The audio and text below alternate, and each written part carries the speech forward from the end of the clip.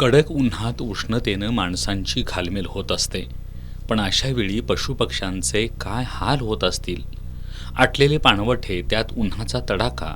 अशातच तहान लागली तर पशुपक्ष्यांनी जायचं कुठं, असा प्रश्न पडतो. रखरखत्या उन्हात त्या जीवांची तहान फक्त 2 थेंबांची असते. याचा विचार करत पेठवडगावच्या निसर्गप्रेमी मित्र ग्रुपनं सिद्धोबाच्या डोंगरात पक्ष्यांसाठी पाणवठा बनवून त्यांची तहान भागवण्याचा प्रयत्न केलाय. उन्हाच्या तडाख्यानं डोंगरात शिल्लक राहिलेल्या थोड्याफार पाण्याचं बाष्पीभवन होऊन पाणवठे पूर्णतः आटलेले असतात.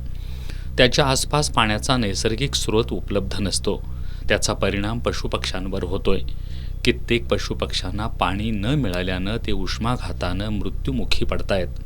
काही वेळा वन्य प्राणी पाण्याच्या शोधात मानवी वस्तीत आलेले दिसतात. याचा विचार करून पेठवडगावमधील निसर्गप्रेमी मित्र संस्थेच्या सदस्यांनी उन्हाळ्यात कोरडे पडलेले पाणवठे भरून तिथं असणाऱ्या पशुपक्ष्यांसाठी पिण्याच्या पाण्याची सोय केली आहे. पेठवडगावपासून 10 किलोमीटर अंतरावर सिद्धेश्वर डोंगर रांगा आहेत.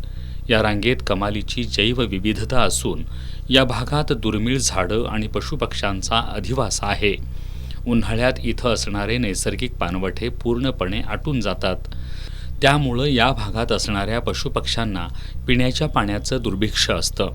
ही बाब लक्षात आल्यानंतर निसर्गप्रेमी मित्र संस्थेचे सदस्य कॅन, किटली, बाटल्या आणि कावडीचा वापर करून पाणवठ्याद्वारे पशुपक्ष्यांसाठी पाण्याची व्यवस्था करतायत.